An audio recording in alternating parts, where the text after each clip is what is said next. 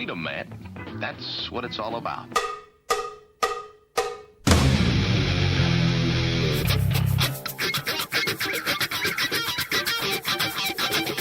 You've got to groove on freedom, like the good book says.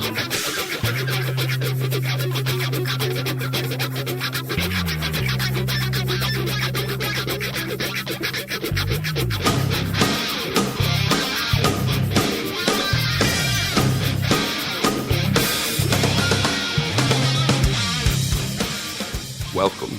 You are listening to What on Earth is Happening. This show will discuss the topics of human consciousness, mind control, natural law, the occult, and all issues that affect the freedom of the people of Earth.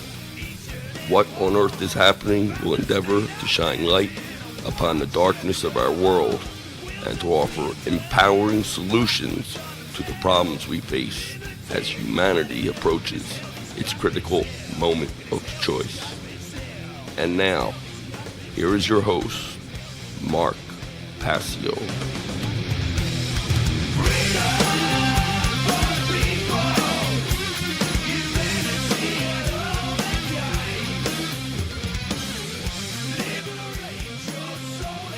Welcome, one and all. You're listening to What on Earth is Happening here on the Oracle Broadcasting Radio Network. I'm your host, Mark Passio. My website, whatonearthishappening.com. The network's website, of course, oraclebroadcasting.com. Today is Sunday, August 12th, 2012. Today is my 38th birthday, and I'm very glad to be spending it here with the listeners of What on Earth is Happening, spending at least a part of it here.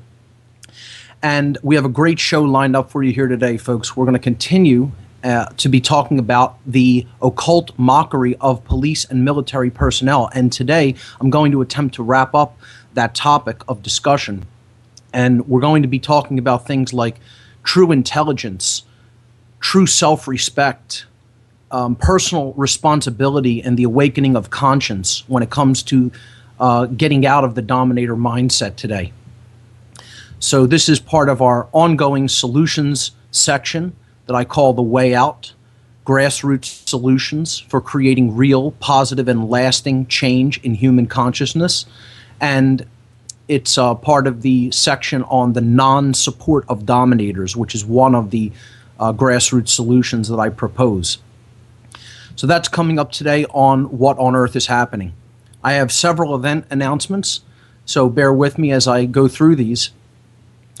The big event coming up here next year in Philadelphia in April of next year, the Free Your Mind 2 conference.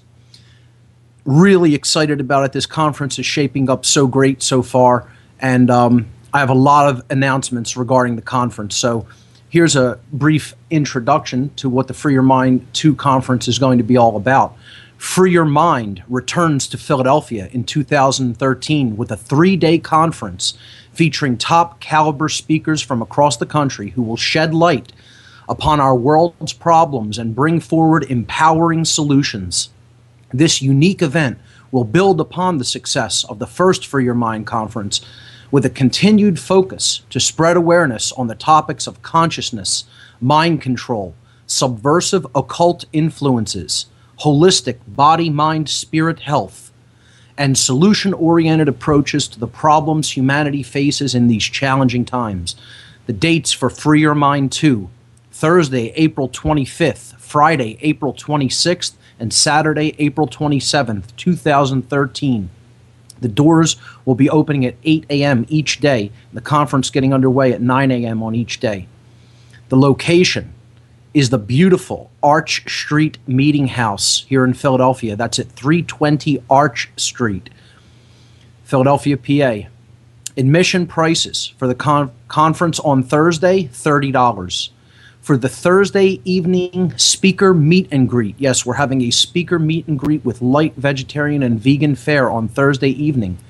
It'll be a shorter day for the conference, but then we'll have the meet and greet at night in another room at the Arch Street Meeting House. And that's $20 to attend the speaker meet and greet. For the conference on Friday, $40, and for the conference on Saturday, $40. For all 3 days, if you want to attend all 3 days, including the speaker meet and greet, it's $120. That's a $10 discount. You could look at it as you get $10 off the speaker meet and greet. The confirmed speakers so far for the Free Your Mind 2 conference: Alan Steinfeld, Alfred Weber, Andrew Bashago, Ben Stewart, Bob Tuskin, Curtis Davis, Frater X, Freeman Fly, James Yeager, Jan Irvin, Jay Parker, Joseph Meyer, Laura Eisenhower, Mark Passio, and Mark Peebler. We have 15 speakers already, and we're looking to add it, probably that many more, and to round out the lineup, or around that many, maybe a little bit less than that. But by the time it's said and done, we'll probably have close to 30 speakers, 28 to 30, something like that. And it's going to be just a phenomenal 3-day event. And the venue is just absolutely incredible. It's gorgeous. To have more information, to get more information regarding this conference and how you can get tickets. By the way, tickets are on sale now. We're not waiting like we did last year to put tickets on sale at a later date. The new conference website is up online at freeyourmindconference.com. So go and check it out. Put a lot of work into the new website. It looks great. Speaker bios are posted. There's a couple of bios that are still we're still waiting on. They'll be forthcoming in the next couple of days or so. But the conference website is up and ready to go, and tickets are on sale now. So get your tickets in advance. Getting your tickets in advance, ladies and gentlemen, will really help us to offset costs to bring speakers in. You know, we need to raise money. We're going to be having fundraisers, and I'll be announcing them here. But to raise money for bringing speakers in to pay their travel expenses, it would really help if people get advance tickets. We're basically starting the ticket sales much earlier. Last year, we started them in November. We're starting them in August this year. So please, if you can, get your tickets in advance. Instructions for getting tickets are on the Free Your Mind Conference website. So check it out, freeyourmindconference.com. This is going to be the big event on the East Coast here in 2013, and we're really excited about how it's shaping up so far. We do need helpers and donations for this conference. So if you're in the Philadelphia area and you want to help out, you want to be an organizer and an assistant in putting this conference on, get in touch with me. Okay, you can do that through the Free Your Mind Conference website in the Contact Us page, or you could just email me at mark@whatonearthishappening.com, and I'll tell you how you can be a part of this conference, how you could be one of the helpers or organizers. So we also need donations because, again, this isn't something that, you know, just happens magically on its own. Costs are associated with putting on something this big. And if you're in a position that you can give a little bit and help out, there is also a donations page on the freeyourmindconference.com website. So check that out as well. And again, if you're in a position to help us out in putting this event on, please feel free to make a donation of any size. Every bit helps. So that's the Free Your Mind 2 conference. I will be speaking at the MUFON PA conference. This is coming up September 28th, 29th, and 30th at the Sheraton Bucks County Hotel. The Sheraton Bucks County is at 400 Oxford Valley Road in Langhorne, Pennsylvania. There's lots of great speakers that are going to be participating in this year's MUFON PA conference, including John Ventry, Frank Fascino Jr., Sue Switek, Karen Dolan, Stan Gordon, Travis Walton, Rob Switek, Peter Robbins, Grant Cameron, Richard Dolan, Stephen Bassett, and myself. My talk will be on the moral issues involved in the continued cover-up of extraterrestrial phenomena. And I'm going to be attempting to get at the reason truly why this is continued to be, information like this is continued to be suppressed and covered up. But moreover, even then, the why is why that continues.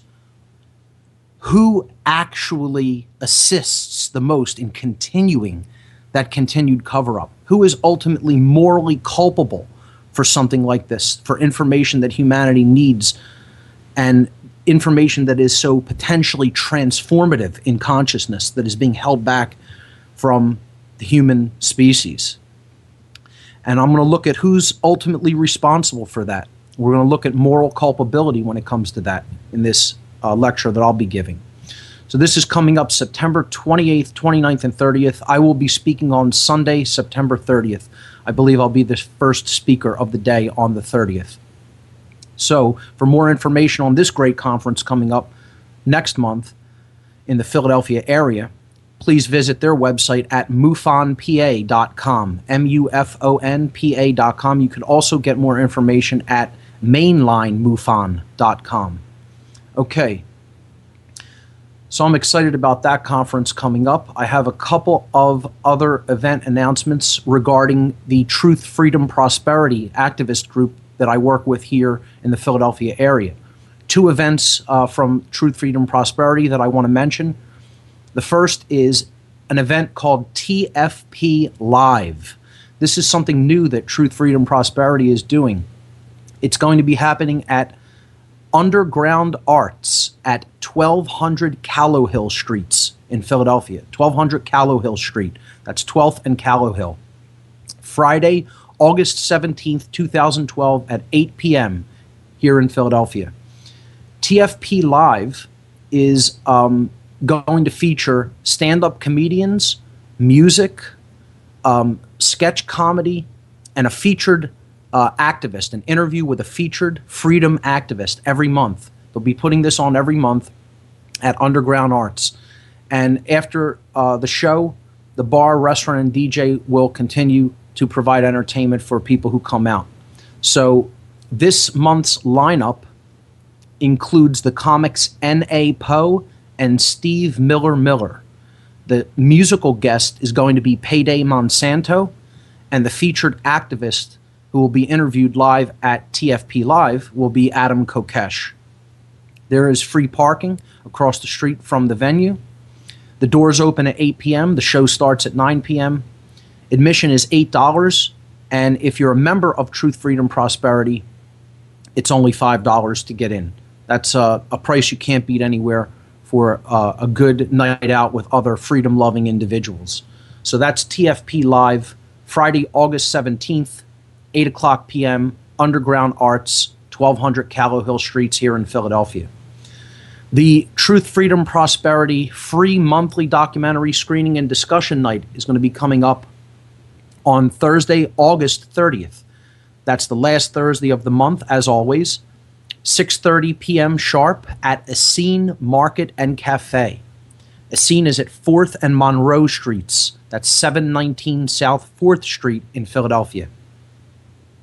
This month's film screening is Original Intent, Part 1 by James Yeager. And the filmmaker, James Yeager, will be there in person to introduce the film and also participate in a question and answer session at the end of the film. So we're really looking forward to having James Yeager come out and take part in this month's documentary screening and discussion night at Essene Market. So come on out to that. For more information on all of Truth, Freedom, Prosperity's events, visit www.truthfreedomprosperity.org, truthfreedomprosperity.org. So those are the event announcements. I have a couple of quick What on Earth is Happening news announcements. I was interviewed by the Illuminated One, Curtis Davis, who is going to be one of the speakers at the Free Your Mind conference, on his show, Occult Science Radio, this past Wednesday, August 8th, 8/8. And the interview is now up in the news section, and it was a very intense one. I really brought out, the heavy guns on this interview, so check it out in the news section. Occult Science Radio interview with the Illuminated One, Curtis Davis, at whatonearthishappening.com news section. I will be interviewed this Tuesday on Critical Mass Radio out of the UK, and I'll be interviewed on the show called Unpenned, the Unpenned Show, with Paul Rippon, Paul Rippon. This is at criticalmassradio.co.uk is the website. There it is, criticalmassradio.co.uk. You can check out more about this network and hear my interview coming up on this Tuesday, and I believe it's 9 p.m. UK time. So if you're on the East Coast, I think that translates to 4 p.m. Eastern time. I'll have to get my time worked out for that, the actual time slot, but I'll announce it on the page. Look on the news page, and I'll put the exact times for that on the What on Earth is Happening news page. I'll post that interview tomorrow there. The chip-in effort for keeping What on Earth is Happening ad-free is going really well. We've already raised half of the required amount for the next 3-month period. So please do keep the ad-free chip-in effort donations going. I want to thank everyone who so generously has donated to that cause. And it's going really well. Again, we're already halfway to our goal. So we have $500 out of the required $1,000 to keep that going and keep this show ad-free. Please continue the great efforts, ladies and gentlemen. It is much appreciated. Okay, so let's jump into our topic for today. We've been covering the topic of the occult mockery of police and military here on the show over the last several weeks. I'm going to attempt to wrap up this topic today. There's been slideshow images posted each week as I've been covering this topic to the whatonearthishappening.com radio show page. Go to whatonearthishappening.com. Click the radio show tab, and underneath the player, you'll see images for today's show. On that section, there was the Free Your Mind Conference banner.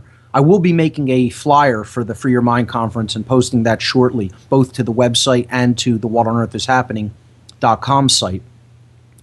Haven't gotten a chance to done that just as yet because I've been working so hard on building the new website for the conference. The second image up there under images for today's show was the MUFON PA conference flyer. And then image number 3 simply showed this section, the entire section on this radio show, which I call The Way Out, which is our solutions section. Image number 4 is simply a list of the solutions that we've been covering over the past many months and will continue to cover over the next many months. We've covered most of these. We're in the second column talking about the non-supportive dominators. 3 more topics coming up on the second column there in the way of solutions. Eventually I'll be getting to talking about entheogens being used in a conscious context to help to assist one in changing one's consciousness. I will be talking about the power of positive thinking and talking about the responsibility that we have once we have taken knowledge of truth into ourselves to help others to awaken, help others in their process, in their journey toward truth. So these are topics coming up on What on Earth is Happening in the future. Very shortly coming up, the topics which will continue the subsection in the solution section of the non-supportive dominators will be carnism, the practice of eating other creatures, and how that is really poisoning the energetic field through the amount of suffering that takes place in this regard. So we'll be talking about carnism as one of the ultimate forms of domination and one of the ultimate energetic scenarios that is actually creating the situation of our enslavement here on this planet. That's a future topic, probably coming up as early as next week, depending on if I get through all the material I want to cover this week. Another topic coming up in the support of the concept of non-supportive dominators is women's role in this regard. How women can play a powerful and transformative role in the non-supportive dominators solution. and how they need to step up into that role and claim it as their own, and claim it as something that they are in a unique position and in an empowered position to take action in. So that's another topic that's coming up very soon on What on Earth is Happening. So underneath the player on the radio show page, you will see occult mockery of police and personnel slideshow images. As has been the case over the past many weeks, there are 148 images there. You can open them like a slideshow and follow along with the presentation. Last week, we left off talking about the ego identification that is involved in a dominator's mindset, how they completely take on the role, how they identify wholly with their position as a cop, their position as a government agent, their position as a soldier. And that becomes their identity. They have no deeper sense of self, the true self. They are trapped in this role that they are playing and believe that that is their entire identity, and that gives them all of their purpose for being in the world. And they don't know anything else other than that. That is their entire life. And if that's your way of seeing yourself as what you do, you're already in a mind-controlled state, because you're acting under a false assumption, because it is not true that that is who you are. It may be what you are doing currently.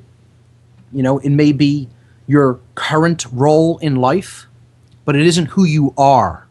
It is not who you are. And yet these people have become completely identified with the concept of their role as who they are. And that's one of the most difficult things to break ideologically, to separate from, because that's ego death. And since these people are so identified with the ego, they consider that death to them, to the self in the true sense. So I'm starting out here rehashing a little bit with image number 117, reviewing just a bit. That's where I'm picking up the talk from today. And this is part of a colossal level of ignorance when it comes to who we really are ultimately. Not only ignorance of what's going on in the world, they're ignorant of that too, make no mistake. Whether they believe that they are informed, whether they believe that they are read individuals, they have not really put it all together. They have not seen the bigger picture. They may have a focus on, a part of the tree in a part of the forest, but they have not pulled back and seen the entire forest and seen then the entire area, and then pulled back and seen the entire continent, and then pulled back and seen the entire global situation. They don't have a big enough worldview. They don't have a wide enough sense of the big picture of what's taking place on this planet.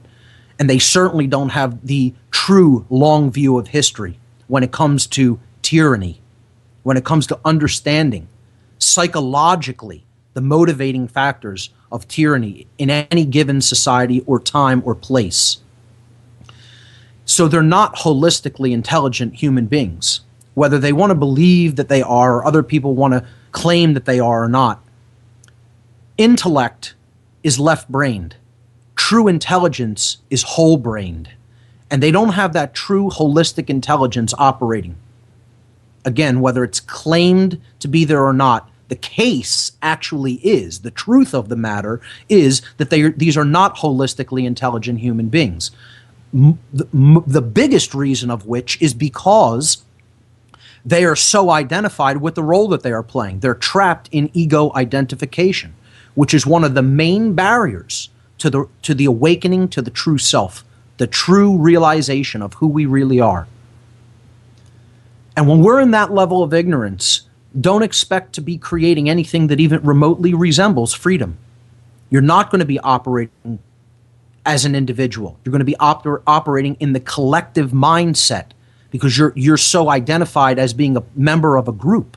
We talked about this last week, the whole idea of the collectivist mindset and how that is in and of itself a detriment to human freedom and is always going to be working against it. Thomas Jefferson made the statement, I read this quote last week. He said that if a nation expects to be ignorant and free in a state of civilization, it expects what never was and never will be. Ignorance and freedom are antitheses of each other. They are diametric polar opposites and can really never be brought together to simultaneously coexist. Where there is ignorance, there will not be freedom.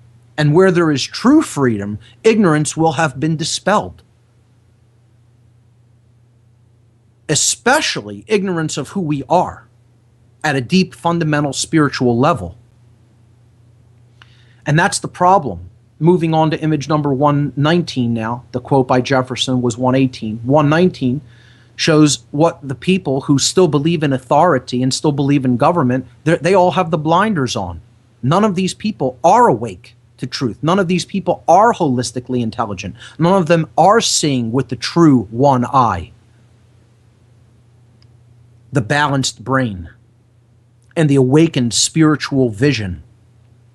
None. Zero. No matter how much they may claim to be spiritual.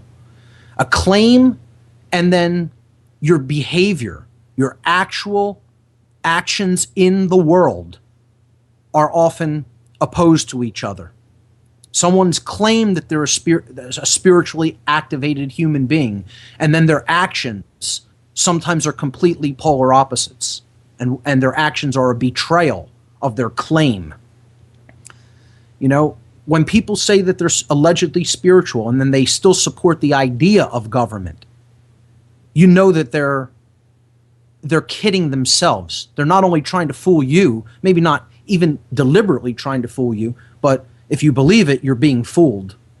And they're certainly fooling themselves, whether they're just outright lying and making stuff up, or whether they actually believe their own crap, that they're truly spiritually awake and still supporting a dominator institution like the military or the police or the government. You can't reconcile these two things. They're diametric opposites.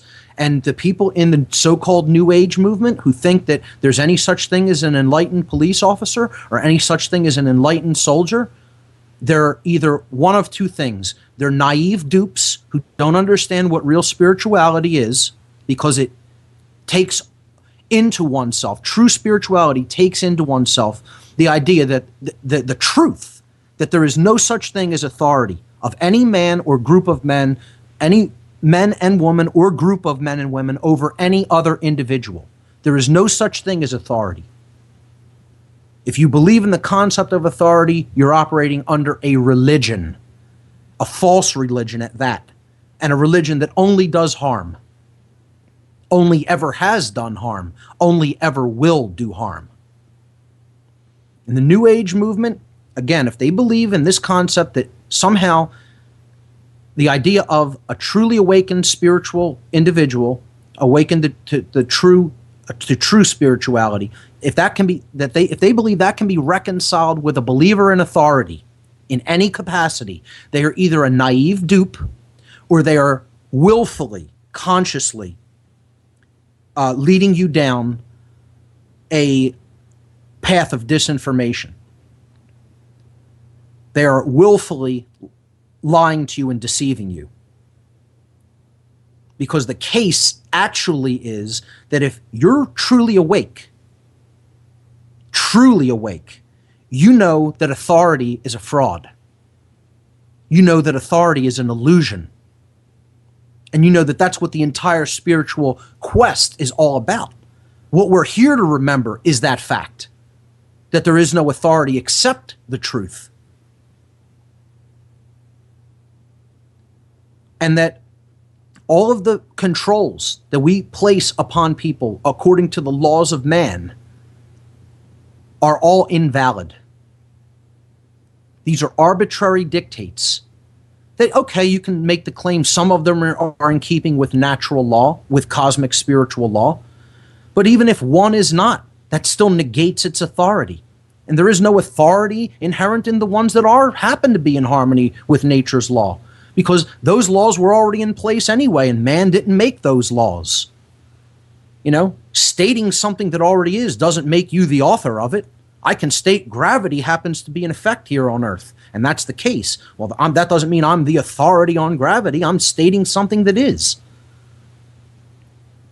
The concept of authority is the major stumbling block when it comes to being truly spiritually aware. And the New Age movement, once again, they don't talk about this because they say, oh, this is something that's negative, and we don't want to talk about that and draw more of the negative to us now, do we? And this is another false teaching.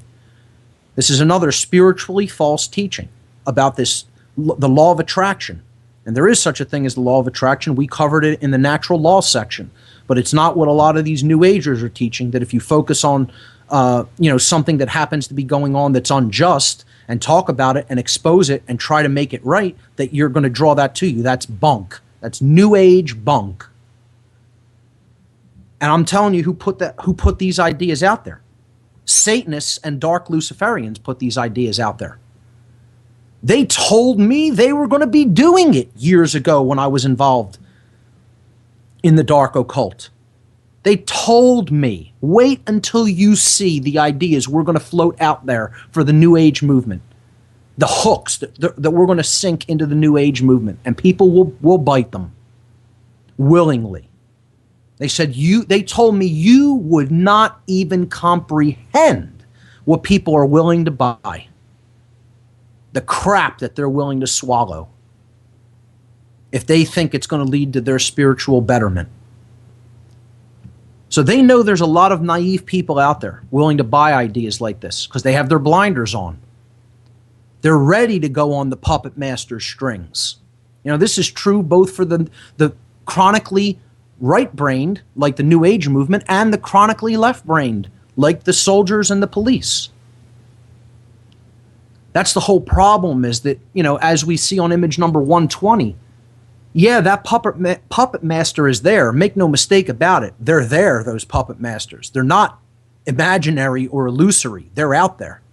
But the problem is that the puppets have the willingness to jump onto their strings. It isn't so much like that they're being, bound and tied and held against their will and made to dance by the puppet master. They want to be in that position. They love being in that position because it means they don't have to do any of their dynamic movement and any of their true work for themselves. They're so ready to be led by other people.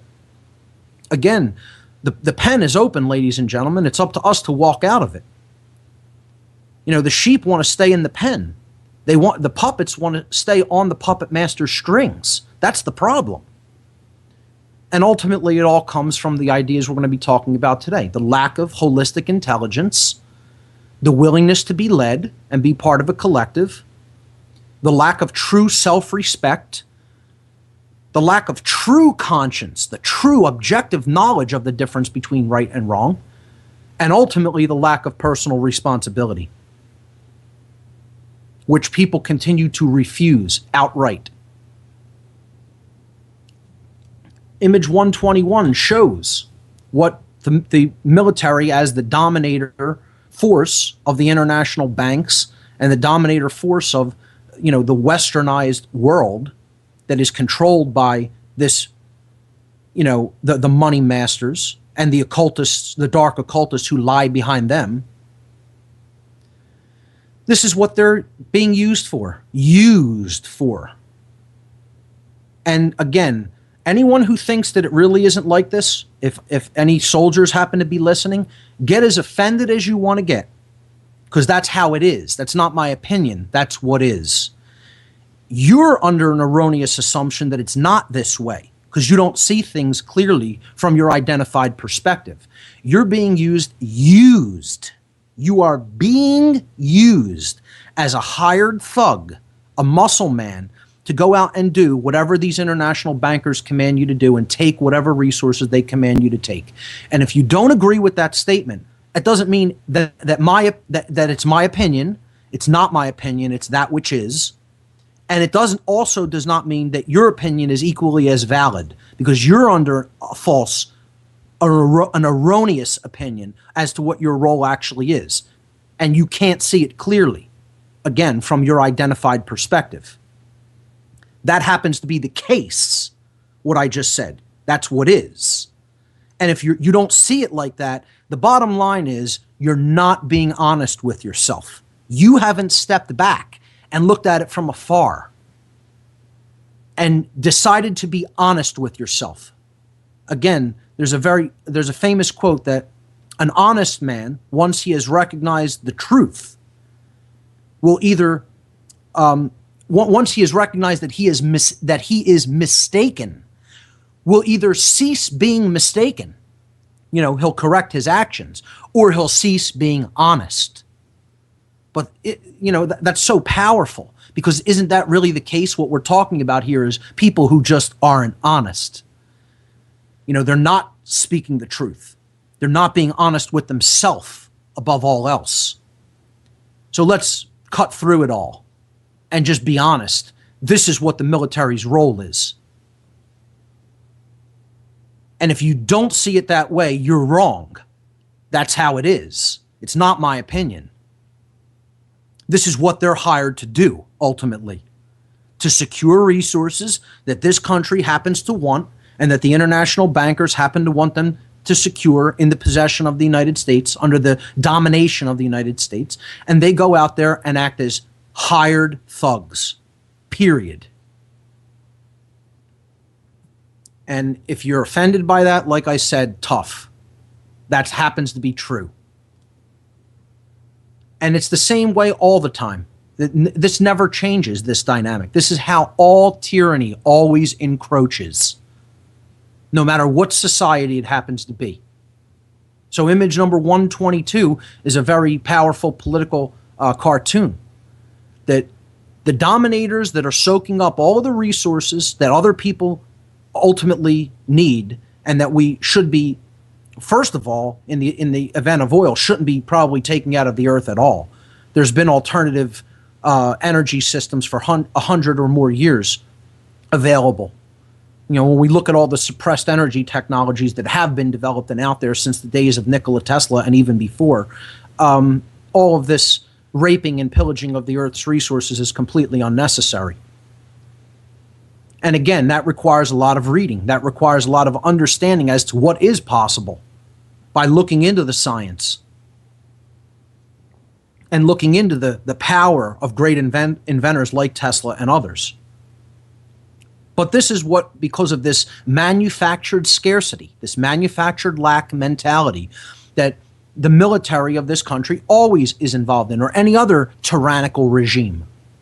They're telling you that they come as liberators, but what they're really doing is just stealing. They're just taking what they want so that they can hoard more for their later use, and other people that may be using certain resources in a given area are deprived of it. So it's the dominator hoarding mindset that keeps the planet in this state of fear through the idea of scarcity. That there's not enough for everyone, that there's not enough to go around. And again, I'm not just talking about oil here. I think we shouldn't even be doing what we're doing regarding oil. I consider oil the lifeblood of the earth, and we should not be tapping into the earth the way we're doing it to take as much oil out of it. It's not ours. What is ours is the energy that's inherently abundant all around us. That is for our use. Not our abuse, but our use. And Tesla and many others had ways of employing that kind of radiant energy. And we're trying to explain it to the world. But they seem to be too far ahead of their time, and their minds too advanced for the barbarians that were all around them in the past. And the majority of people today are in that same barbarian mindset, unfortunately. And that's why it's so difficult to get people involved and excited about something like free energy. Or they're so beaten down and downtrodden mentally that they believe that this is some kind of a pipe dream and that it's not possible. Not only is it possible, it was being done 100 years ago. and actively being suppressed since then. So another thing that, these dominators do when stepping into this sick role is they're actively now involved in torture. Because if people don't want to comply, they need to be put into pain compliance. Police are doing this with tasers and sound weapons, and the soldiers are doing this with waterboarding and, all kinds of other sick techniques that you see here in image number 123. Which synchro-mystically adds to a 6, which is all about failure. Police are raping people's natural law rights, telling them they can't gather and speak. The blurring of the lines between police and military, the militarization of police. So image 123 and 24 shows you really what these sick individuals, these psychologically demented beings that have been turned into golems are doing to the human population, because they think they have a right to do this. No such right exists for any of these activities. It does not exist. No more than if you just randomly tried to do this to other people. They haven't the right, period. And they should be stopped from doing this. People need to develop the will to stop them from doing this, because that is a right. To stop wrongdoing is a right. And when you're shutting down people's right to free speech, you're building a totalitarian system, and you don't have a right to do that. No one has a right to stop someone else from speaking, from peaceably assembling and speaking. I don't care what traffic you're blocking. This is always used as the excuse or the justification. It doesn't matter. Someone's right to drive is going to be superseded by a huge group of people wanting to air their grievances. Someone driving isn't there to air grievances. Okay? They can step aside for a moment while a protest is taking place. The airing of grievances is more important than a motorist's right to happen to pass by a particular street at a particular time. And get as offended about that as you like. That also happens to be the case. So if people are getting ready to, and that's the whole point anyway, the whole point is to make it uncomfortable for people, to inconvenience other individuals, so people stand up and say, hey, maybe this is something I should be paying attention to. Maybe rights are being violated here by what these people are talking about. And maybe I shouldn't be so concerned to getting to where I'm going on time, and I should be taking a listen to what's being said. But no, the police don't think of anything like that. They say, I'm going to follow orders. I'm going to do what someone else told me to do, that I believe I have the right to do, and that I believe other people have to obey me, have to comply. Well, you're mistaken. You're mistaken. You haven't the right to do any of those things. You haven't the right to go and shut a peaceful protest down. You don't have that right. You never had that right. You never will have that right, no matter who tells you have that right or not. It doesn't exist. Because the action of shutting down someone else's right to speak is a wrong. It can never be made into a right. It can never be justified, made into a right. You're always wrong for doing that, morally, under natural law. And whenever someone's rights are abused in such a way, they already possess the right to stop someone from abusing those rights, from usurping them, from attempting to take away something that is a right. You have a right to stop someone from doing that. The problem is there's not enough courage on the part of the population to stop these individuals. They believe they can't stop them. Well, believe me, if enough people said no and stood up and said, we're going to take action to back up that word, we're not just going to sit here and let you do this. If enough people did that, they would never be able to get it done. It wouldn't happen.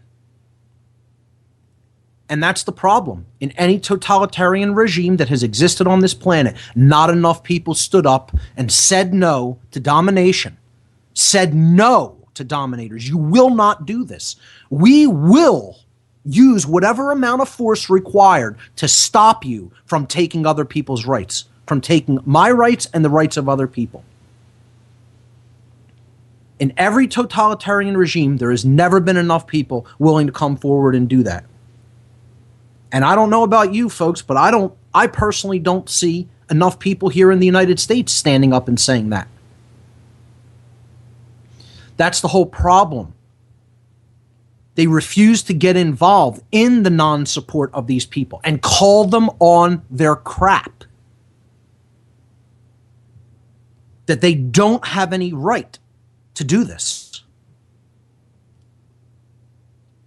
Because ultimately it all comes down to self-loathing. It all comes down to the hatred of the self by the individuals do this. Nobody who's self-respecting could possibly put on that uniform and go and follow orders. It's impossible. Every person who was involved actively killing people in the Nazi Party could not have had any self-respect. You can make the claim, again, in your words, that you have self-respect, but you don't. In reality, you don't have any self-respect to do that. You would never treat another person like that if you had any respect. Again, that means to take another look at, and it means to take another look at your actions. So if you had taken another look at your actions and developed true respect, you wouldn't be doing things that are wrong. You wouldn't be taking wrong action with your body because you would respect yourself and you would respect truth. You would respect natural law. And none of these people have this attitude. Their attitude is, I hate myself so much because of whatever things have been done to me abusively in my life that I'm just going to go and take out my aggression on somebody else and hurt somebody. That's their attitude. They love hurting other people because they hate themselves. And let me tell you something. Yes, I do have this psychologically figured out. Yes, I do understand this dynamic. No, this is not my opinion. I understand how it works in the mind. You go deep enough into the mind of anybody who follows orders like this, and you're going to find this dynamic. Definitively. Definitively. It's not extrapolation. It's not interpretation. It's not stretching. I'm telling you, that's the case. These people ultimately, at a deep psychological, fundamental level, nested however deeply it may be in the human psyche, hate themselves. And that's the problem. That's the problem. And that's what our work is ultimately to teach these people that you're sick. You are ill. You are psychologically ill. And you need help. You need help to become better, so that you will not be ill anymore. That's the whole point. I'm not here to try to beat down these people even further than they've already beaten themselves down through their own self-loathing. I'm here to tell them there's an issue here. If you have any care about yourself or anyone else, which, hey, maybe it is beyond that point. Maybe that's the whole point. They don't. They just hate everything and have not an ounce of care left in them. That's what a true psychopath is. You know, people like this are becoming like a true genetic primary psychopath. Even though they may not have been born that way, they're what is known as a secondary psychopath, one who has become a psychopath in their mindset and ultimately in their behaviors.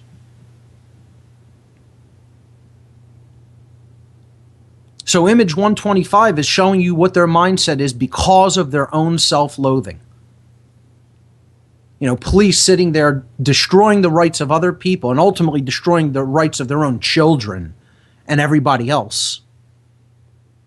Just their mindset is, I'm going to kick your ass and get away with it because people consider me in a position of authority through their completely erroneous belief system called a religion. And that's the entire point. A believer in that religion called authority is automatically a slave. You're not only a slave in your own mind, you're helping to put chains on other people by even propagating that belief system. The entire belief in authority is a belief system of a slave. And the police aren't masters of anybody. They're totally enslaved and can't see it. And ultimately, they probably don't even care. They would probably tell you, I don't care that I'm enslaved or enslaving others. And that is proof that you hate yourself. No one with any amount of self-respect would enslave themselves or attempt to enslave anyone else because they love themselves. Because they have true self-respect and true self-love. That's what's present within my psyche. I have taken another look at myself deeply, probably deeper than most people on this planet are willing to look at themselves, and made a radical transformation in my mindset and behavior as a result of that development of self-love and self-respect. And the problem is that these people don't have either. And no one's helping them to develop it. And again, this is because they are a sequestered member of a cult. They are sequestered cult members. They spend all of their time in the cult locations. They spend all of their time taking in the cult propaganda and all of their time doing the cult activities. These are cult members. They are psychologically diseased cult members. I don't know how much clearer I can put it. And the way to take someone out of a cult mentality is always the same. You have to break in on top of the signal of the cult and constantly bombard that person with alternative information such that the signal of the cult is weaker and the signal of truth is stronger. And unfortunately, there's not enough people doing that. That's why these people aren't walking away from their jobs. Another big part of deconditioning someone from a cult is getting them out of the physical environment. And that's so difficult to do because these people will say, how am I going to eat? What am I going to do for work? They're dependent on the system that's enslaving them and everyone else. So they don't want to walk away from it. So the idea is someone has to come in with information at every possible spare second with speaking the truth unapologetically, hardcore, not giving something to these people in baby spoon bites. It doesn't work that way, folks. If it did, more people would be changing. It doesn't work that way. We have to stand and speak the truth in no uncertain terms, unapologetically, without fear. And if the person doesn't like it and gives you an attitude, it doesn't matter. You will have planted a powerful seed if you stand in truth powerfully, not in a wishy-washy way, which so many people do in the truth movement.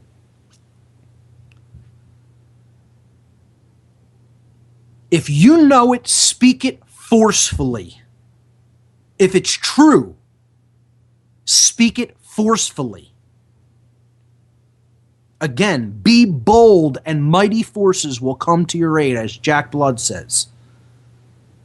The universe is going to reward the strong, the bold. And I don't mean the physically strong. I mean those who truly stand forward in truth and put those ideas out into creation. Speak it in no uncertain terms. So this whole dynamic of slavery, of willing servitude, was talked about by the social engineers and mind control experts of the past century. Julian Huxley, eugenicist, mind control expert, social engineer. He said, this is slide number 126. He said that a really efficient totalitarian state would be one in which the all-powerful executive of political bosses and their army of managers control a population of slaves who do not have to be coerced because they love their servitude And this is what I would suggest the police and military are already in this mind state. They love their servitude. They love being pets of their political masters and their financial masters, and ultimately of their dark occult masters.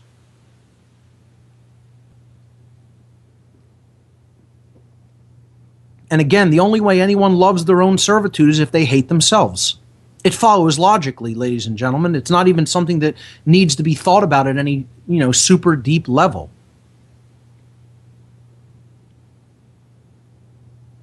If you love yourself truly, you wouldn't be doing things to enslave yourself. You would pull back and stop supporting that effort. If you really understand the oneness of everyone, you wouldn't be trying to enslave anyone.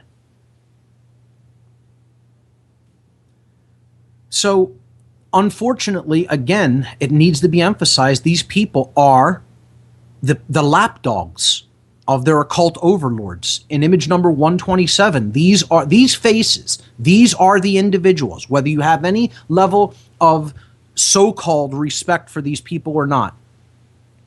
Whether you're honest with yourself about what role they're truly playing, the truth is that these are the ultimate builders of the Dark New World Order. These are the construction workers, the builders. And again, that brings us back to the term Mason, the concept of the builders. We are all builders. The only difference, the only qualitative difference lies in what are you working toward? What is your building project? What materials are you building with? And ultimately, what are you erecting? What are you bringing forth into manifestation? What are you building? We're all, quote, Masons. We are all builders of our experience collectively through our thoughts, our emotions, and our actions. Well, if you have the mindset of a slave, you're certainly going to be building a world of enslavement. If you have no true self-respect, you're going to be building a world where there's no self-respect and no respect for others. If you have no love within you, you're going to be building a loveless world. Think about it, folks. What is within us, we're going to bring forward, and it's going to express in the external domain. That's an inescapable truth. We'll pick it up from this point after this quick 2-minute break. We'll be right back. You're listening to What on Earth is Happening.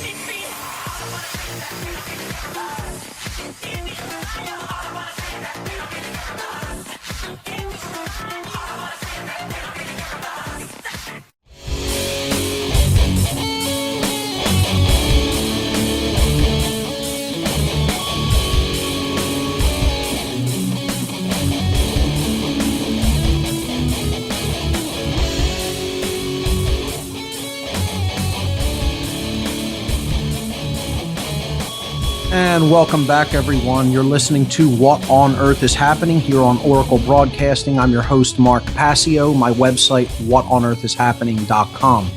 We're into the second hour of the show today, and we're talking about the non-support of dominators. We're wrapping up a section on the occult mockery of police and military, which we've really already covered the symbolism, the occult language, the occult numerology involved in the covert mockery of these individuals by their overlords, by their dark occultist masters, who are ultimately using them to power the enslavement agenda. And again, that's what these people need to be seen as. And that doesn't necessarily mean that you hate them at a deep level as true individuals. The essence of the soul, the essence of the divine that's within them. It means you can hate and despise their actions, sure. I know I do. I think their actions are utterly deplorable, and they should be ashamed of what they're being used for. If they were honest with themselves, they would take a look at that. And if they had a shred of decency within them, they would step back from those behaviors. And it doesn't make a difference why you continue to do what you do. It doesn't matter if you have a family to feed. Does not matter. Let me say that very emphatically. Saying I have a family to feed and this is why I oppress other people's rights is no justification. And people will get all up in arms over that. How could you say something like that? Easy. It doesn't matter whether you have a family to feed. Stop doing what you're doing anyway. You put yourself in that situation through all of the things you did to make your life the way it is. Develop the courage to say, no, I'm not going to continue to do wrongdoing, even if that wrongdoing pays me and puts food on the table for my family. Go find another job. That's the bottom line. That's the answer. Say no to helping with the dominator agenda. And let me tell you something, folks. People who think that this is going to be reformed from within these institutions, you're kidding yourselves even harder. You think you're going to keep authority and the concept of authority and control in the world, and somehow you're going to build a world of freedom where, oh yeah, these people and the people who manage them, who direct them, are just going to use this, quote, authority for good things, right? As if that could ever be done. As if the entire concept of authority isn't backed by one concept, violence. It's backed by violence, meaning taking coercive action, which you don't have a right to take. You're coercing the will of other free beings. That's what all government and all authority is based upon, coercion, which is violence, which is never within the right under natural law. It does not exist within anyone's right to take action such as that. Therefore, I don't care why you're doing it. It does not matter. It's not even that I care or don't care. That's even irrelevant. The whole point is it doesn't matter to the universe. The universe isn't going to say, well, I understand why Jim continued to oppress the people of the United States in his role as a police, shutting them down with sonic weapons whenever they gathered to protest. I understand why he drove that LRAD machine and destroyed people's eardrums. I totally understand why he did it. You think that the universal law, universal cosmic justice cares why you did it? See, the whole point is people are ascribing human qualities to the laws which govern this construct called our three-dimensional universe. The universe doesn't have emotions like a human being, ladies and gentlemen. It is a construct that is based on law that cannot be broken. True law, not man's law. It's based on universal cosmic law that works unwaveringly, perfectly, at all times and places, everywhere in this domain. You know, it's the same law that if you walk off a building, you will fall. It's the same law that if you put your hand in a pot of boiling water, you will be burned. That's what will happen. There are laws that govern these outcomes. So when you're breaking cosmic law, you're always going to get something that's negative, bad, uncomfortable, chaotic, and ultimately bringing forth more evil into the world. That's just a law. It's how it works. You're never going to change that. And it doesn't matter why you chose to do it. The why regarding the reason or justification you chose to do that is irrelevant. It helps people to understand what's going on psychologically in that person's mind to help try to get them out of that bad behavior, that horrible choice to continue to do that thing. But ultimately, to the universe, to the manifested outcome that you're choosing through that behavior, the why is irrelevant. It's always just going to give you the result. You're always going to just be given the result for the behavior. The reason why is not going to be taken into account. And that's something that, again, is another big false New Age teaching. It doesn't matter whether someone was doing it because they really truly enjoyed it or whether they were doing it because they felt they had no other option and couldn't feed their family otherwise. And this is New Age crap that is being taught that there is a difference between those two choices. There is no difference. The outcome is creating the same dynamic. You are, through what you are choosing, you're creating the same dynamic, whether you did it to feed your son or whether you did it because you just liked hurting people. That's it. And people have to get over this notion that these choices are in some way different because of how we justify them. Justification is meaningless. Meaningless. The behavior is all that matters. Let me say this again. Let me say that again. Get this idea if you get nothing else. The justification for evil behavior is meaningless. The only thing that matters is the action taken. Do you understand? Do you get that? You need to get that. It doesn't matter why you chose to do something that was wrong. You chose it because you're always responsible for your actions, whether you think you are or not, whether you want to be or not. The fact of the matter is you are responsible. And the fact of the matter is that what you're creating as a result of choosing a particular behavior, you're always going to get that outcome regardless of why you chose it. By choosing a particular behavior, you're creating a particular manifestation. And it works like that 100% of the time flawlessly. And this is the level of awakening people need to get to when it comes to actions. When it comes to how we're creating our reality through natural law. Together, not one individual. Another bunk New Age teaching is that each individual is creating their own reality and everybody's going to experience something different based on what they choose. Bzzz, wrong answer again. This is more dark Luciferian nonsense teaching that has been thrown into the New Age coffer and pumped out there, you know, to people who are so ready to accept nonsense like this because they believe I'm going to create my own parallel reality that's going to be different than everybody else's. Yeah, good luck with that. You know, great, wonderful that you think that. But you're here with everybody else, collectively making a reality that we are sharing, that we are all part of the creation of. And it doesn't work in that New Age junk way that you think it works, that you've been deluded into thinking that the law of attraction works, that you just create the whole reality based on what you hold in your mind. That's not how it works. Naive person.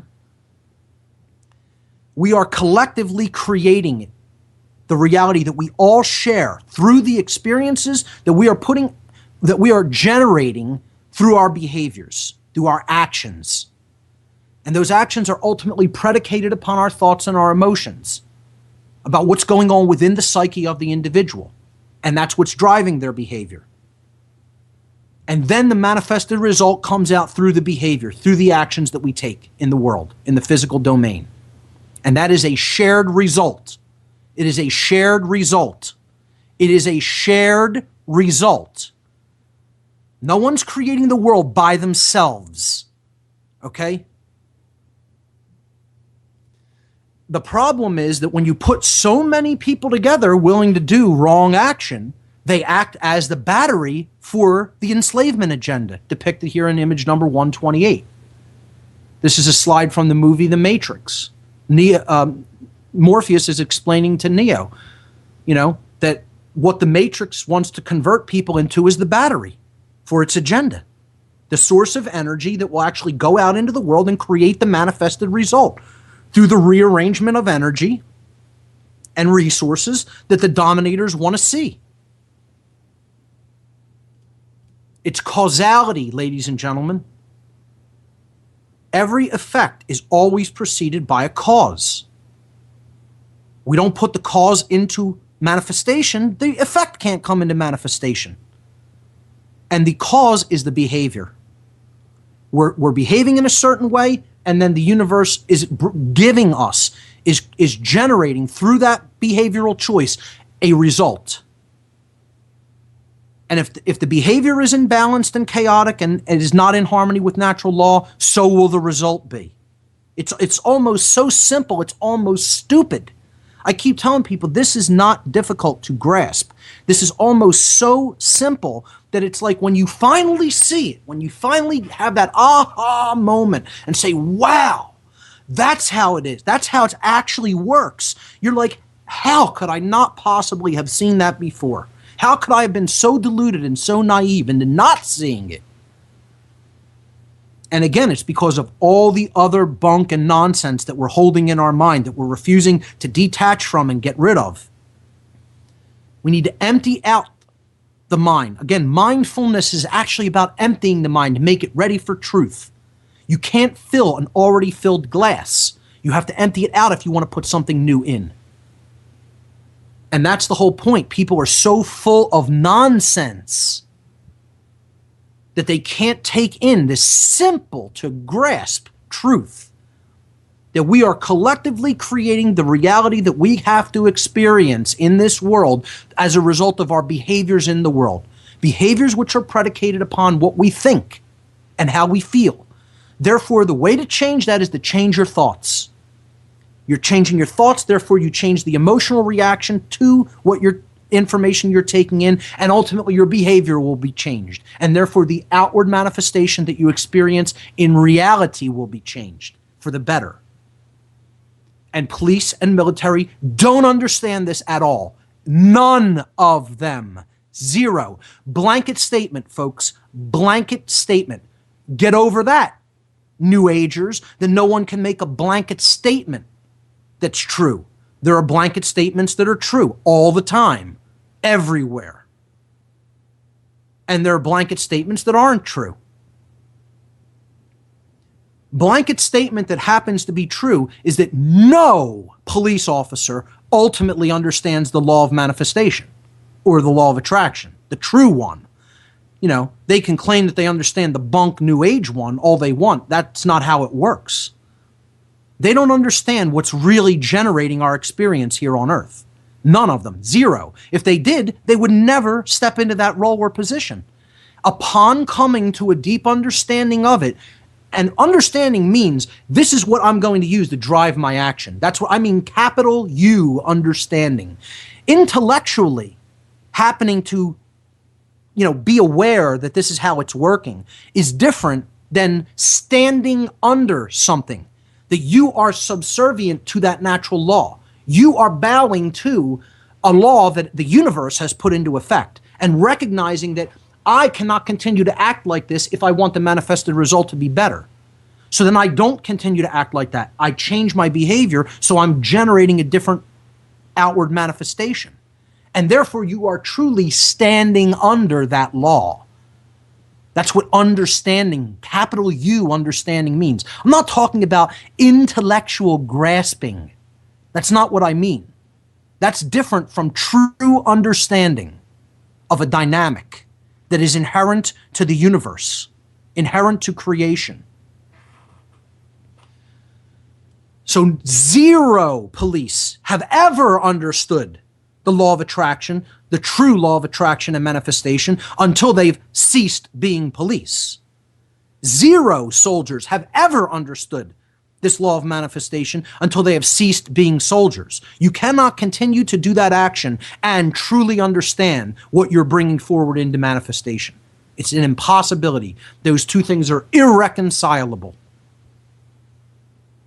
And as a result, in that level of ignorance, they are all acting as the battery for the matrix of enslavement. All of them. Not some, not the majority, not the, quote, bad apples that people talk about all the time in their mind-washed, their brainwashed, mind-controlled state, that it's just a few bad people in these institutions. Wrong. It's all of them in their ignorance of how the laws of nature work. 100%. No matter what time in history, no matter what culture, no matter what place on this planet, 100% of police and soldiers and other people involved in government institutions do not understand how the true laws of attraction and manifestation work in reality. Zero. They are taking their role and stepping into the hierarchical, compartmentalized pyramidal structure that we've talked about, depicted on image number 129 in a different way, in a stylized way. You have the god of this world, money, these fake pieces of paper and digits on a computer screen that people ascribe real value and worth to. At the top of this system, and what I would say is really there's something lacking here. There's the people behind the money system, which are the true occultists of the world who have invented this occult god to enslave people in this system. They're really running the entire show. Then you can get into who's running them, who's actually behind them, which goes right off this planet, ultimately. And again, it doesn't even matter who's controlling it. The game is always the same. The fake beliefs that they want you to ascribe to are always the same, regardless of who it is. It could be interdimensional beings. It could be, beings from other worlds. It could be just dark occultists here. It doesn't make a difference who it is. The who doesn't make much of a difference. It's the how they do it and why we cooperate with it that needs to be understood. Once those dynamics are grasped fully, then we can change it. Under them you have the politicians and the royalty, and the underneath them you have the priest class, the exoteric priest class. Let's make that distinction there. The esoteric priest class I would put up higher than that bag of money on image number 129. The esoteric priest class that's running this control system is above that bag of money. That money is who they set up as the god for everyone else. Then you have the politicians, royalty below that. You have the exoteric priest class feeding the religions of the world, the false religions of the world, to everybody below them. You have the strong arm, the muscle man in the form of police and military below them, protecting that small clique, that small quote elite from everybody else. You have the so-called aristocracy, the people who think they're living large just because they could, have a little bit more baubles and trinkets than everybody else and eat a little bit better than everybody else. And then you have, the working class idiots and morons of the world who don't even look at themselves or understand anything. Who just magically want the world to change without ultimately changing who they really are deep down inside and changing their thoughts and their mind. They think that they can stay ignorant and be free, like Thomas Jefferson was saying, is an impossibility. You expect something that never was and never will be. That's just how the laws of manifestation work. So this is a great image, and I think it explains the hierarchical structure that ultimately the people who are ultimately powering it are all the people down at the bottom level. And I would say the people who are ultimately constructing this structure with their actual physical effort are the police and military, without any question. Without them, that structure would fall apart completely. Yes, there's more people continuing to support these efforts above them, which is why they're shown at the bottom holding it up. The people stop holding the whole thing up at the bottom. There's not enough people to control the population of the world forcefully, physically. It would fall apart on its own if people stopped giving over their consent and their approval to it. Start talking about it harshly. That's the whole point. Don't justify it or say, oh, it has to be this way. No, it doesn't have to be this way. Nothing that is man-made has to be the way that it is. The only things that have to be the way that they are things that nature made. You're not going to affect what nature does on a grand scale to this world. You can think you're going to have an effect on that, but ultimately, if nature wants to have its way, trust me, it's going to have its way. One way or another. You're not that powerful. Every human being together isn't even close to that powerful. Not even close. Nature wants to have its way with this planet. It'll have its way. And, depending on the circumstance, you'll barely have enough time to bend over and kiss your ass goodbye. But anything that's man-made, anything that's human-created, can be changed. If we made it, we can change it. This structure is man-made. It's not something that the universe is holding in place by an act of its will. Believe me, the universe is not as imbalanced as our sick, diseased, twisted minds. The universe did not build this structure. We built it, and therefore we can take it down. We can unmake it. What we have made, we can unmake. It's just an act of will. It's like knocking down a building. It takes a lot of energy and effort. It doesn't just magically happen on its own. Unless buildings just magically turn into dust and powder and collapse into their own footprint in less than, 10 seconds. That sometimes occurs. But, what are you going to do? There's an anomaly every now and then, But structures that we've built, we can take down. We erected it as a result of our effort and our work and our energy, and we could do the same. We can take it down as a result of our energy, effort, and work. And what it's all about is taking off the shackles of slavery. If we want to take off the shackles truly, we have to stop supporting the institutions that are putting them onto us. And the ideas that they propagate, that mindset has to be pulled back from. Because we have to realize ultimately what we're doing to ourselves is we're putting ourselves into a huge prison, into a huge cage. We're locking it up tight, we're throwing away the key. And again, the images I'm talking about now are 130 and 131.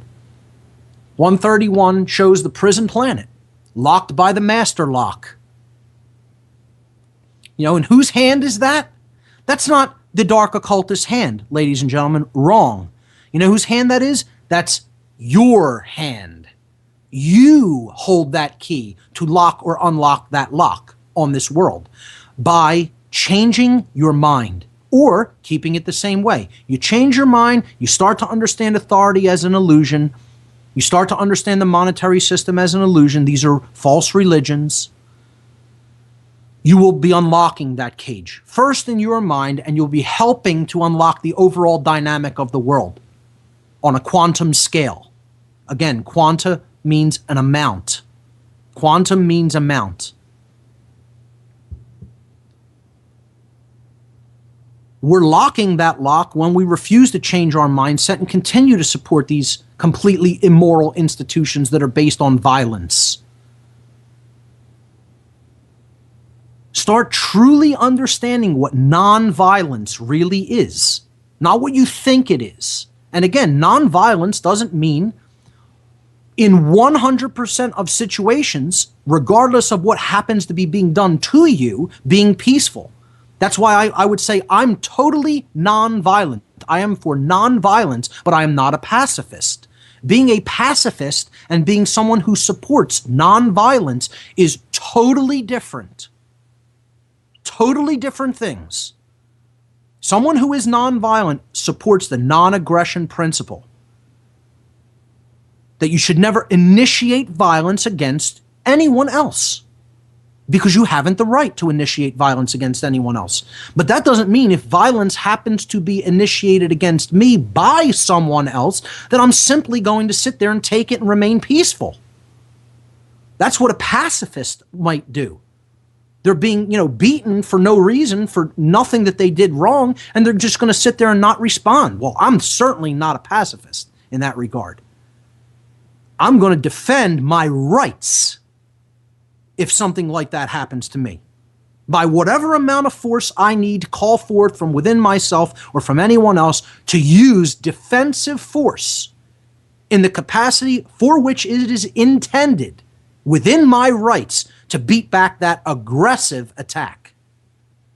I'm not going to sit there and take something that someone else is doing that they have no right to do. And that does not make me a supporter of violence. That that is demonstrative that I happen to deeply understand the right to defend one's rights, which already exists. I have the right to defend my rights. I have a right to defend my property. I have a right to defend my body, myself, my lowercase s self, the physical self. I have a right to defend that. Why? Because it's mine. Why do I have a right to defend my property? Because it's mine. Why do I have a right to defend my life? Because it's mine. Why do I have a right to defend my rights? Because they're mine. It's all about ownership. The principles of ownership. And those who don't understand those principles, you're helping to lock down that master lock. You're helping to lock down the cage of the prison planet. And ultimately turn this world into a vision of what's depicted in image number 132, which is a hell world. And we're rapidly heading into that reality. And don't think it can't happen. We are rapidly heading into the reality that is going to be indistinguishable from hell on earth unless we change our mindset and change it very quickly. And that's not fear-mongering. That's telling it like it is based on the dynamic that we're already seeing in place.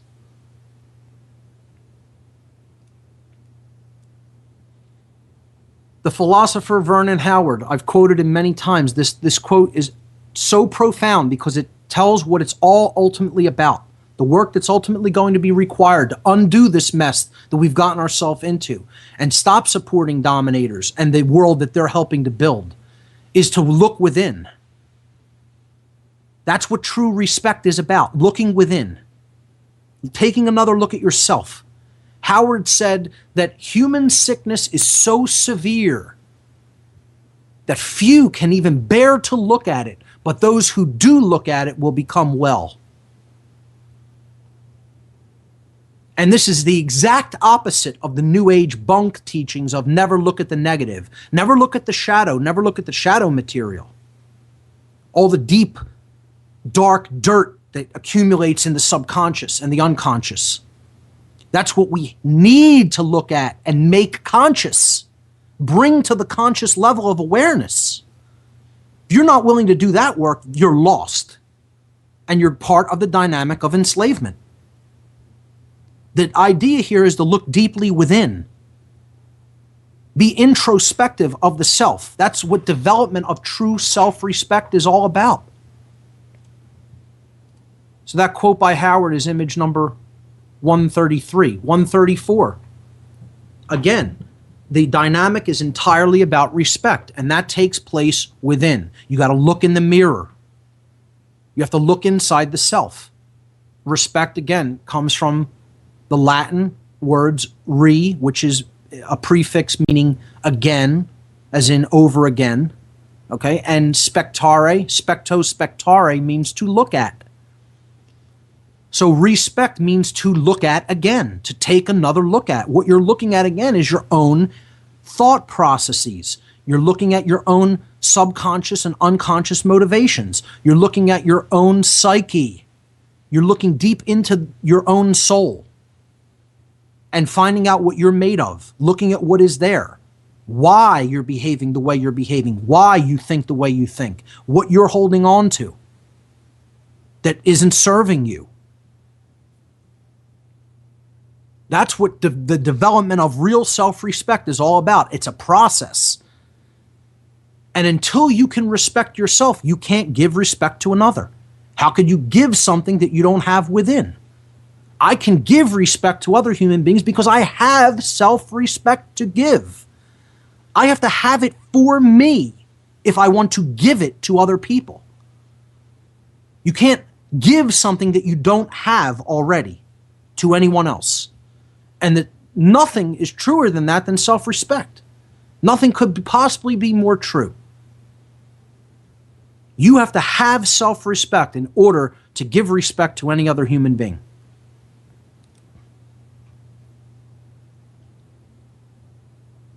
When we go down to the deepest level of this, it is all about the awakening of the human consciousness, and the deepest expression of the awakening of consciousness is a deep knowledge, not only of who we are, but it's a deep knowledge of the objective reality of right and wrong. What is right action? What is not right action? Because it causes harm to others, and therefore it is a wrong action. That is not relative. It is not morally relative. It is objective. It exists inherently in creation, regardless of how we happen to feel about it. Right action is action which does not cause harm to other living beings. Wrong action is action which causes harm to other beings. We need to develop that true objective knowledge of that, and then put it into practice through our actions, such that our actions are not in contradiction with that knowledge. That's what non-duality is about. And once you're living like that, you have truly given birth to conscience within yourself, because that's what conscience is. Conscience is knowledge. It is the objective knowledge, the definitive knowledge of the objective differences between right and wrong behaviors. The objective difference. And it's definitive knowledge. It's certain. It isn't relative. It's 100% certain knowledge. That's what conscience is. And then standing in your conscience, actually acting conscience, acting within conscience, that is action. You know, that's wisdom. That's putting action into practice. Putting knowledge into practice. Wisdom is what you do with what you know. So if you're acting within conscience, that's wisdom, because you've already taken in the knowledge and understood it. That's what conscience is, knowledge between right and wrong, of the difference between right and wrong. And if you don't betray conscience, you don't take actions that are wrong, that you don't have any right to take because they cause harm. So what conscience is its common sense reality. Being able to perceive things as they actually are. Common sense, which is what we all should have. And the problem is we're all fallen in our senses. We are fallen in consciousness. Consciousness is all about the ability to sense reality, the ability to perceive that which is taking place within us and around us. We defined that on day one of this show number 1. So common sense is what conscience actually is. And we get that right from the word. The word, again, is always telling us. Language is always telling us the reality in which we are embedded. Conscience comes from the Latin prefix con, C-O-N, which means together or with.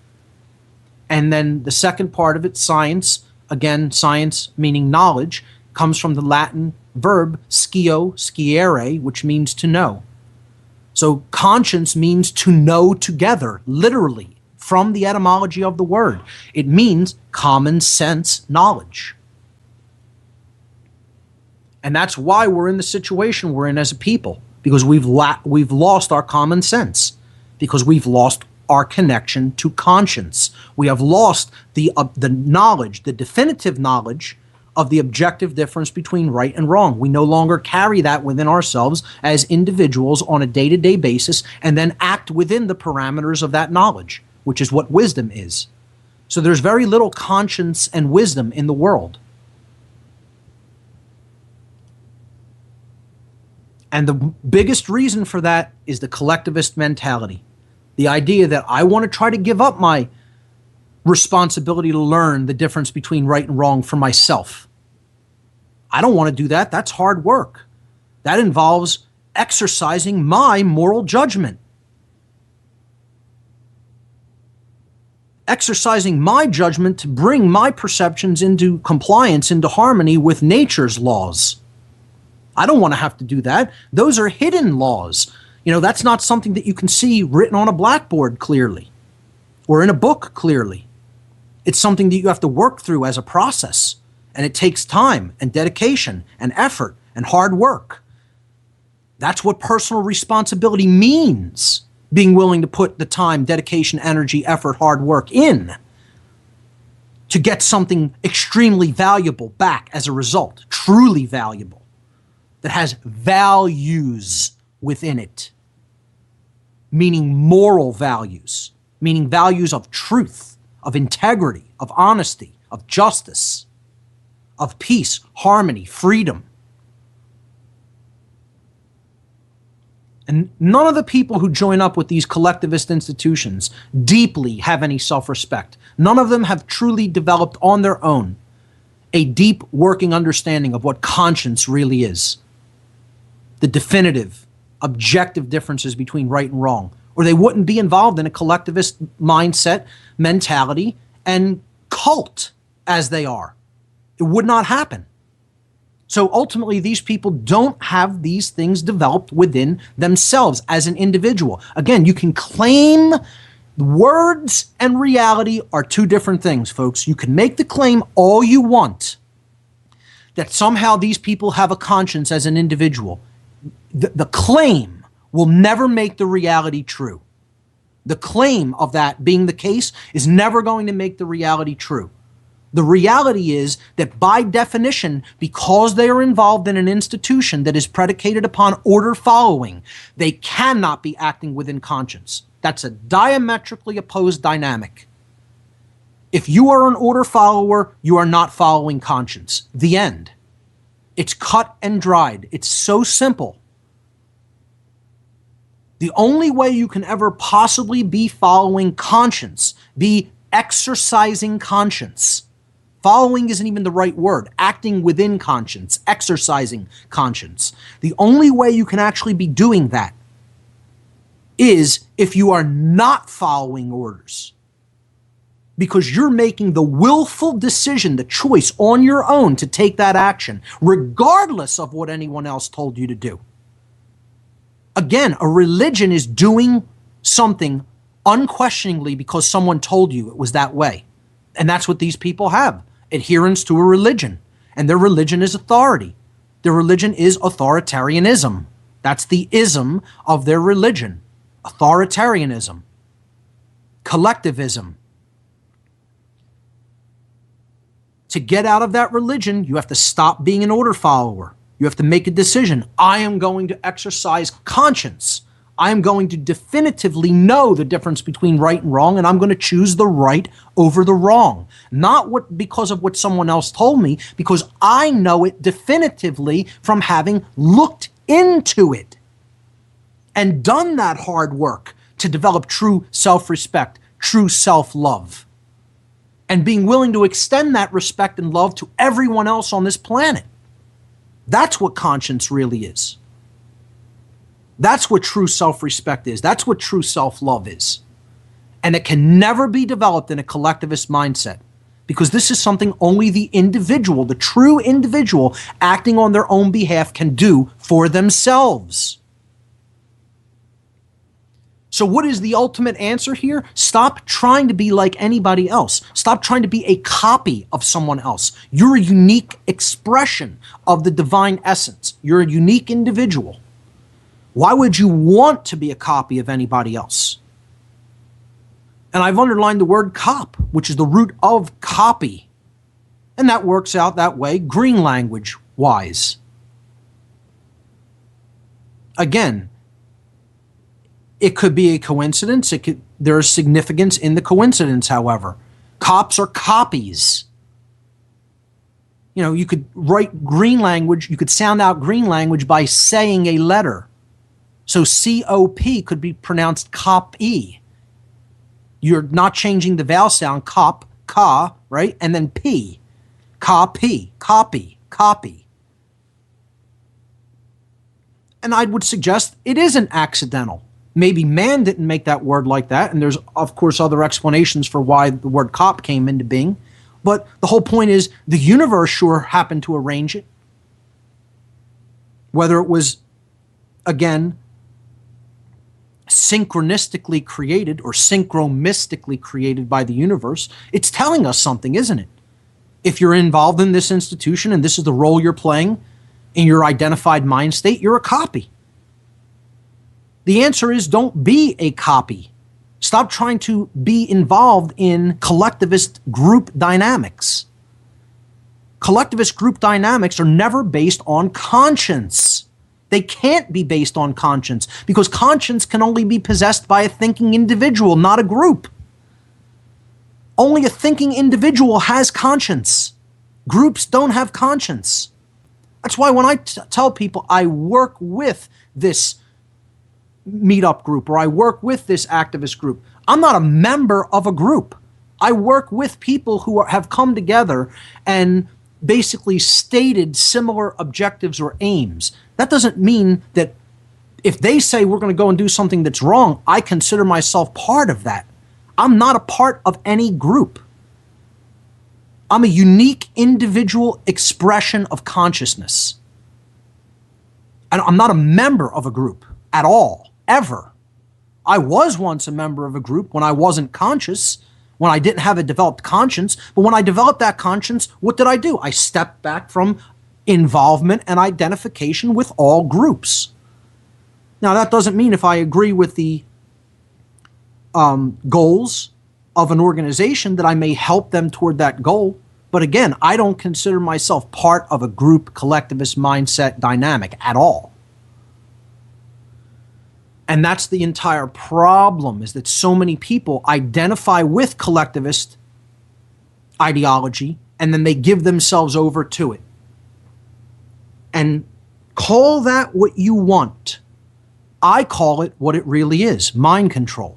You are giving into a force that is acting to control the mind. And there is no bigger example of that on earth than the institution that is present everywhere on the earth globally, known as government. Again, the etymology of the word, and yes, this is the etymology of the word. I'm so sick of people trying to say that the second part, mente, does not come from the Latin verb, Latin noun mind. Mens mentis is the verb. The ablative form of the word is mente, government. The first part of it is gubernare. Govern comes from the Latin verb gubernare, which means to control. You could also render that in Latin, since classical Latin did not use any V in the language. You could render a B, an internal B, in some Latin words with a V, particularly if it is surrounded by vowels, as is gubernare. Guberno, gubernare means to control. You could write it as guvernare, G-U-V-E-R-N-O, guverno, guvernare. So guverno, guvernare, mente, or mens, mentis. It means to control the mind. This is what that means. And people will say, well, you could attach meant to any other word that uses meant. Yes, because meant means the state of, the active state of. And that's what we're talking about when we talk about mind. It is the mind state. The state of mind, the state of being. The state of being is always governed by the mind. How anything ultimately is in manifestation became that way. That effect was put into manifestation by the cause that ultimately came from the mind. That's the first Hermetic principle, the principle of mentalism. That's the first general principle of the laws of nature. That ultimately what we hold in mind becomes the manifested state of being. So of course M-E-N-T means the state of the way things are. It's the state of mind that made it that way. So you could look at it as a controlled mind state if you want to look at, and that's exactly what government is, which means you had to be put at some point under mind control to be in a controlled mind state. I mean, people want to nitpick and split hairs with etymologies by saying, oh, that's not what that means. Yes, it is, if you understand qualitatively the connotation that this etymology came into being through. Instead of taking it so left brain linguistically. See, again, this is the difference between left brain intellect and true dynamic whole brained intelligence. Intellect and intelligence are not the same thing. And if we're ever going to get out of that controlled mind state, again, responsibility is the key. And understanding there is no justification on the part of the universe. The universe is never looking at the reason why you did it. This is New Age bunk teachings. To say the universe is going to care. It's going to make a judgment as to why you did it. Did you felt like you were trapped in a corner there, or your back was up against the wall? You really had to do that negative, evil action to that other person, which you could have refused to do? I'll make an excuse. Oh, don't worry. The karmic consequence for that will be negligible. That's what you think the universe is going to say, because you think you had a good reason for doing a harmful action. And you have another thought coming. You have another thought coming. There is no justification for the usurpation of someone else's natural law rights. If you steal, you are going to be held to account. And that's all natural law boils down to. Taking that which is not yours to take. You could break down all of the natural law harms in any way you can harm somebody. It comes down to theft.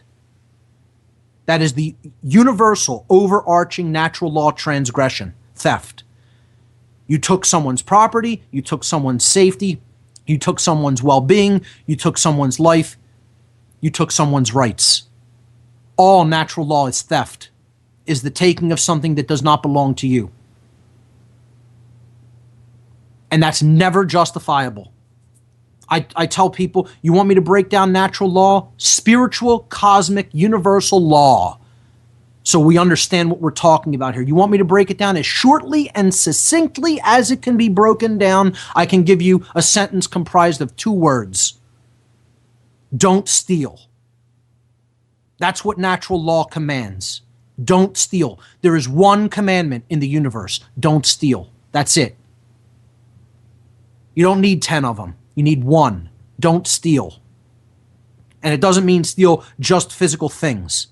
It means don't engage in the dynamic of theft in any way. You do that, you won't be breaking natural law. And again, there it is. It comes back only to the dynamic of ownership. What do we own? What don't we own? And learning that is the highest moral responsibility. It's the highest responsibility of the individual, which is why so many people want to shirk it. They don't want to do that work. They don't want to take that responsibility unto themselves. A gentleman who I consider a mentor is David Icke. And again, people write me things about this. How could you have respect for somebody with some of the theories he proposes? David Icke has never told anybody to believe one thing he's ever said, ladies and gentlemen. He's put his information out there and he said, if it resonates with you, you take it, you do what you're going to do with it, and leave the rest. In every one of his lectures, he begins the lecture that way.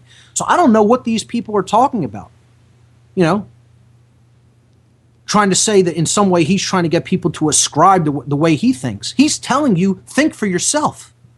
And he's putting out things out there that take a lot of courage to put out because of how out there they may happen to sound to some people. And that takes courage. And I have a tremendous amount of respect for that individual for doing that. And I'll continue to state that. And that's why he's the first person I dedicated my presentation series to.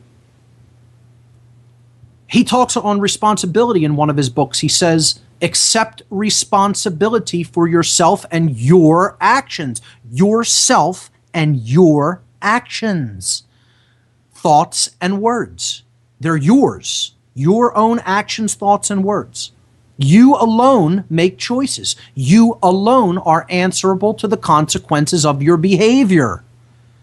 Let me say that one again. You alone are answerable to the consequences of your behavior. No one else. The feeble excuse that your boss required it, The establishment expected it holds no truth or justification. There is no truth in that. There is no justification. You can't turn a wrong into a right. Ike continues, and we're on slides number 141 and 140 and 141 now. He says, what is the point of having principles if you allow others to dictate your behavior? At the end of the day, you will judge your performance and the contribution you have made to creation. It will not be based on what another expected of you or what you did because you felt trapped. And here's that dynamic again, ladies and gentlemen. The universe is not going to care about the reason you took an action because you felt trapped or you felt this was expected of you or you felt too uncomfortable to want to do the work to change. It doesn't matter why you did it. The only thing that matters is the behavior itself being chosen and acted upon. That's it. Once you do it, it's done and you're responsible and it's yours and you need to own it. Ownership. It all comes back to that. And there's the problem. Too many people don't want to take ownership, full, unjustified ownership. Meaning you're not trying to pass on that responsibility to someone else by justifying it or by saying, oh, this person told me it was okay. We need to take full ownership of our own actions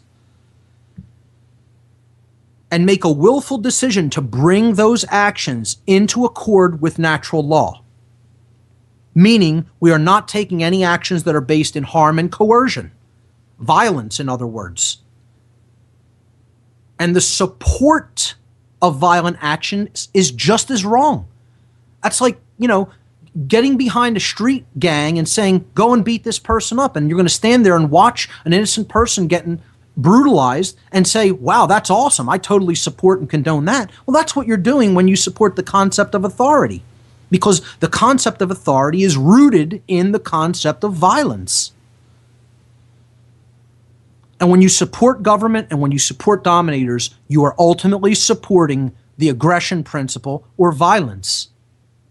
I wouldn't even use the word principle and aggression together. I shouldn't even do that. It's the aggression ideology, which is violence, that violence is okay. And that's the whole point. For authoritarianism, for totalitarianism, to thrive, to come into being and to thrive, we have to be firmly rooted in our mindset in the religion of authority. Authoritarianism is the place where all violent aggression against human beings' natural law rights stems from. And totalitarianism is just its ultimate expression. It's the end of the road where that ideology goes to. And that's what the non-supportive dominators is ultimately all about. It's getting out of the mindset that there is such a thing as some people's authority over other people. I depict this in slide number 142, showing different authoritarian regimes throughout time, and it's always about the notion that underlies it is that authority is real. This religion is what underlies this manifested result throughout history, called an authoritarian regime or a police state or totalitarianism. Every one of those is always backed by this religion. And it is a religion, and it is a false religion.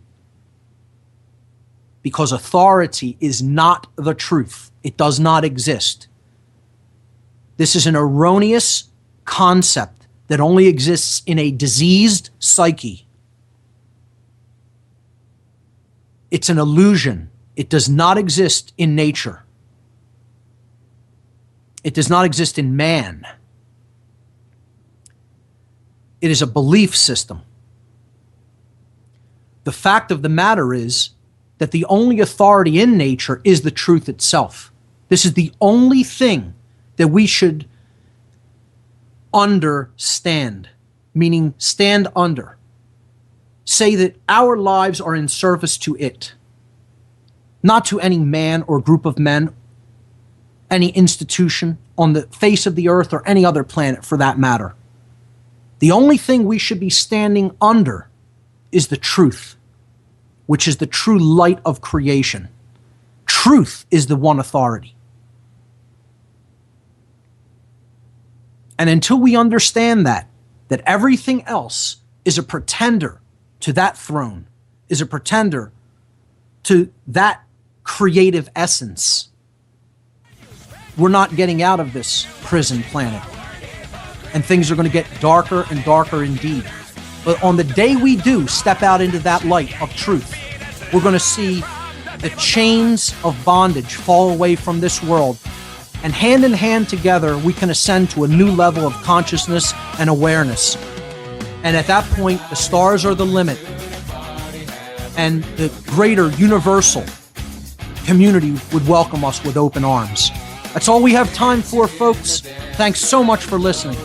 We'll be back next week on What on Earth is Happening.